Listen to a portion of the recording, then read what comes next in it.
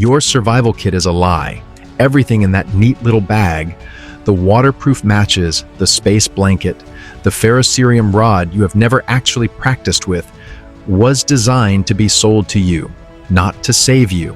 And while you have been buying gear, there were men in the 1820s and 1830s crossing thousands of miles of unmapped American wilderness, surviving grizzly attacks, blizzards, and near starvation, using nothing more than a piece of charred cloth, some rendered fat, and knowledge so deep it lived in their bones.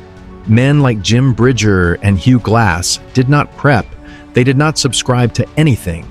They could not even read, and yet they survived conditions that would kill most modern survivalists inside of a week. The question is not whether their methods worked. History already answered that. The question is why nobody told you about them. Picture a man on his hands and knees in the South Dakota plains in the summer of 1823. His name is Hugh Glass. A grizzly bear has torn open his throat, shredded the flesh from his legs, and cracked several of his ribs. His companions have taken his weapons, left him for dead, and walked away. He has no knife, no fire kit, no shelter, nothing but the land around him and whatever his body and mind still remember. Over the next 6 to 8 weeks, he crawls and walks roughly 200 miles. He eats insects. He steals a buffalo calf carcass from a wolf pack. He floats a section of the Missouri River on a hide raft. He arrives at Fort Kiowa alive. Daniel Potts, who encountered Glass near that time, wrote that the man had been torn nearly all to pieces by a white bear and had afterwards recovered. Philip Covington examined Glass's scars personally at the rendezvous of 1828. This is not legend. This is documented. So what exactly did Hugh Glass know that your average modern prepper with a $3,000 bug-out bag does not? That is what this entire video is about. Before we go any further, have you ever actually tested your survival gear in the field? Not read the reviews, not watched a YouTube demonstration, but taken it outside in the rain at 30 degrees and tried to make fire with it? Drop your answer in the comments below, because what you are about to discover will completely change how you think about both the gear sitting in your closet and the forgotten men who never needed it. Here is what the modern prepper market looks like. It is a $14.1 billion industry, according to 6W Research, built almost entirely on the idea set that preparedness is something you purchase. Walk into any outdoor retailer or scroll through any survival website and you will find the same kit, more or less. A butane lighter or a ferrocerium rod, a foil emergency blanket, a wire saw, a button compass, waterproof matches in a plastic tube, a tiny first aid pouch, some water purification tablets, maybe a freeze-dried meal. It looks thorough, it photographs well. And in genuine cold weather survival conditions, much of it fails in ways the packaging never mentions. Butane has a boiling point of approximately 31 degrees Fahrenheit. Below that temperature, the liquid cannot vaporize into ignitable gas. Or pull a Bic lighter from a freezer and it will click uselessly for 20 seconds before producing even a weak flame. At altitude, with a wind chill, it becomes completely worthless. And real survival situations do not schedule themselves for comfortable temperatures. The wire saw breaks if you pull it in a straight line, rather than configure it as a bow.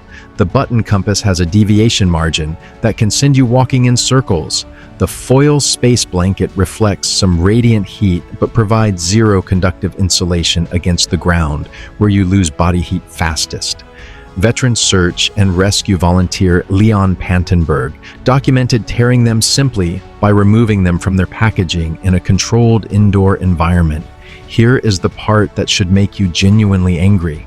None of this is secret. The outdoor industry knows its entry-level kits underperform, and yet the marketing keeps telling you that preparedness is always one more purchase away. It was not always like this. There was a time when the entire survival system actually worked, when the tools were inseparable from the skills, when a man's survival kit was not something he owned, but something he was. The shift happened across the 20th century. Disposable lighters replaced fire-starting knowledge. GPS replaced navigational memory. Freeze-dried food replaced preservation skills. Each replacement looked like progress.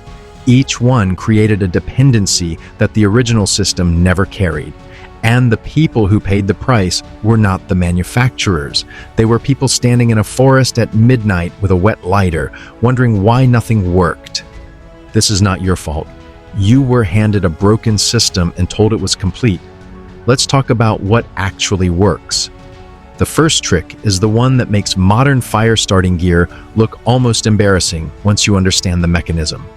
Mountain men in the 1820s carried 3 items: a high carbon steel striker, a piece of flint or chert, and a tin of char cloth. When steel struck flint, pyrophoric iron particles ignited at approximately 800 degrees Celsius. But it was not the spark itself that mattered most. It was what those sparks landed on. Char cloth is cotton or linen fabric heated inside a sealed tin with a small pinhole until all volatile gases are driven off, leaving behind nearly pure carbon with an enormous surface area to volume ratio. The result is hydrophobic, catches the faintest spark, and smolders reliably even in wind, because wind feeds oxygen into a smolder rather than extinguishing it. Think of it like this. A regular piece of cloth is a sponge full of water. Char cloth is that same sponge with every molecule of water removed, ready to absorb the smallest heat that touches it. The ignition threshold is so low that even a mediocre spark is enough. The tinder bundle, what trappers called a bird's nest, was built from dried grass, shredded cedar bark, cattail fluff, or teased hemp fiber. The glowing char cloth was placed at the center and blown gently into open flame. Total material cost: scrap fabric and a fire you already had. Total reliance on external supply chains: 0. The system is infinitely renewable from any campfire and any old piece of cotton, in any temperature, at any altitude, in any wind. The mountain man never separated his ignition tool from his tinder preparation. They were one inseparable system. The modern prepper, by contrast, buys a ferrocerium rod and never practices building a tinder bundle in wet conditions, and then cannot start a fire when it rains. It worked for them. It was cheap to maintain, but nobody sells char cloth at a markup, and that is precisely why nobody told you about it. Here is where it gets equally revealing. The second trick is about shelter, and it completely dismantles everything the emergency blanket industry has ever told you. The debris hut, a ridgepole, resting in a forked tree, ribs of sticks angling down from it on both sides, covered by 2 to 3 feet of leaves, grass, and forest floor debris, operates on the same physics as a down sleeping bag. Trapped dead air is the insulator. Heat does not escape because there is no convective pathway for it to leave. Survival instructors who have slept in properly built debris huts at -19 degrees Fahrenheit confirm the structure maintains survivable temperature through body heat alone, with no fire whatsoever. The test for adequate depth is simple. Push your fist into the wall. If your knuckles touch the interior, add more debris. 2 feet is the minimum. 3 is better. Mountain men also built wickiups, dome-framed brush shelters adapted from Native American designs, and dugouts, semi-subterranean shelters cut into south-facing hillsides with sod walls and cottonwood pole roofs packed with prairie grass.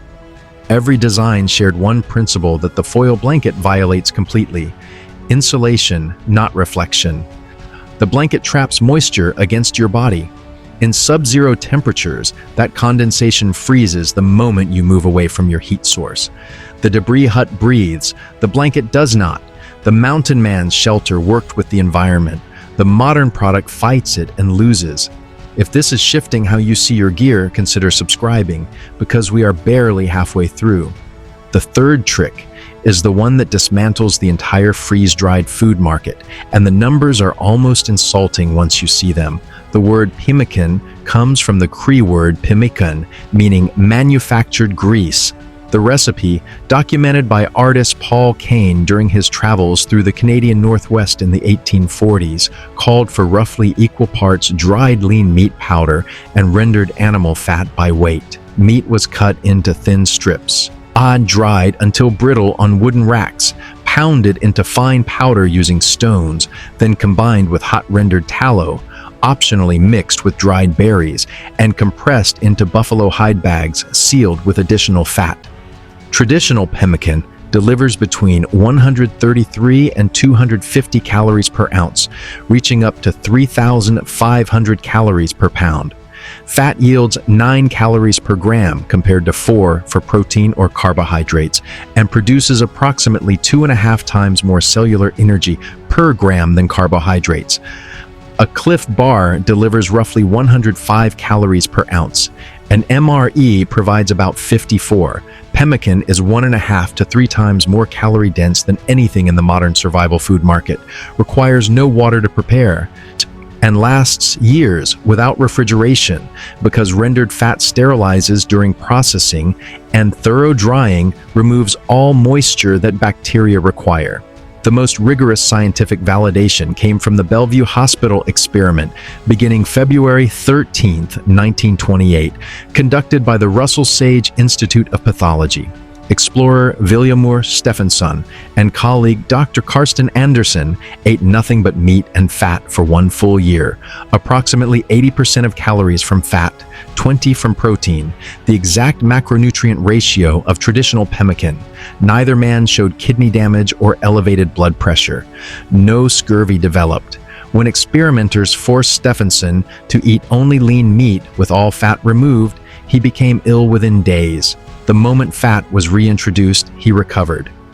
The study was published in peer-reviewed medical literature by Lieb, McClellan, and Dubois. This was not anecdote, this was 12 months of clinical observation, and the food that sustained it was the same food mountain men carried into the Rockies 200 years ago, while your modern energy bar sat on a shelf with a 16-month expiration date. The fourth trick turns the GPS industry on its head, and it is backed by a study published in Scientific Reports in 2020 by researchers Damani and Bobot. Jim Bridger, born in 1804, was completely illiterate his entire life. He had no maps, no instruments, and no formal education of any kind, and yet General Grenville Dodge wrote of him that he was a born topographer, that the whole West was mapped out in his mind, and that he could smell his way where he could not see it. In 1862, Bridger drew a detailed map from memory-covering territory from South Park, Colorado, to the Yellowstone River. First in dirt with a stick, then transferred to animal hide with charcoal. A copy made by Colonel William Collins survives at the American Heritage Center at the University of Wyoming. A man who could not write his own name produced cartographic work that guided military operations across unmapped terrain. The Damani and Bobot study found that people with greater lifetime GPS use have measurably worse spatial memory. A 3-year longitudinal follow-up showed GPS use correlated with steeper decline in hippocampal-dependent navigation ability. The research did not simply find that GPS failed to build spatial skill. It found that GPS used actively eroded skills people already possessed. Bridger's geographic memory was not a gift. It was a muscle, built across decades of paying active, deliberate attention to terrain, water, sky, and animal behavior. Your phone has been letting that muscle waste away. The mountain men would not call that an upgrade. The fifth trick is one of the strangest, and it demonstrates a design philosophy the modern prepper industry genuinely cannot replicate because it cannot package and sell it. The fringes on buckskin clothing were not decorative. They were functional engineering. The vertical strips of leather along sleeves and chest shed rainwater away from seams, the weakest point of any garment against moisture. The same fringes provided emergency cordage for field repair and could be cut off for use as sewing thread, lashing, or boot ties. Every element of the clothing system served multiple overlapping purposes simultaneously. This is the essential difference between a system and a product. A product does one thing. A system does everything with the same material. The brain tanning process that produced that buckskin goes even further. Every animal produces enough lecithin and fatty acids in its own brain to tan its own hide. A biochemical coincidence that peoples across multiple continents independently discovered. The lecithin lubricates individual collagen fibers, producing leather that is soft, breathable, and remains supple even after repeated wetting and drying. Over 90% of commercial leather today is chrome tanned, a process that produces toxic chromium waste and creates leather that stiffens when wet, and, as traditional tanners document, becomes sticky and uncomfortable against perspiring skin. And the mountain man's clothing was manufactured from the same animal that provided his food, his shelter material, and his primary trade income. One animal, zero waste, total system. Then there is yarrow, Achillea millefolium, the plant mountain men, packed into wounds when nothing else was available.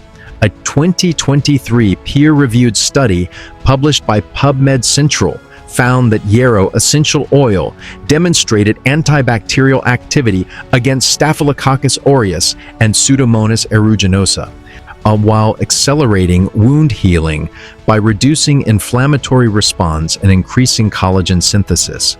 A separate study in Science Direct found yarrow extracts inhibited antibiotic-resistant Staphylococcus aureus biofilms by 72 to 76%.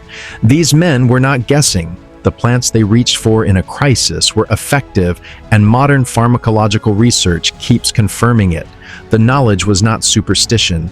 It was field-tested medicine accumulated over generations. So why did we abandon all of it? 3 reasons, and they all converged in the same industrial moment. Speed. The old methods took days. Brain tanning, a single hide, is a multi-day process requiring sustained physical labor. Making pemmican takes careful drying, rendering, and mixing over many hours. Building a debris hut properly takes most of an afternoon. Industry needed methods that could be manufactured in minutes and sold in volume. Cost. These techniques required skill, not raw materials. Skills cannot be standardized, priced, and shipped in a box. They live in people, and training people at scale is expensive and unprofitable. And then came the third factor: cheap synthetic alternatives, petroleum plastics, chrome tanning chemicals, butane, freeze-drying technology, and GPS satellites made the old skills look unnecessary overnight. Each new technology concealed its fragility behind its convenience. The hidden cost was a dependency that the mountain man never carried. His entire system could be rebuilt from scratch with no supply chain at all, because his supply chain was the wilderness itself.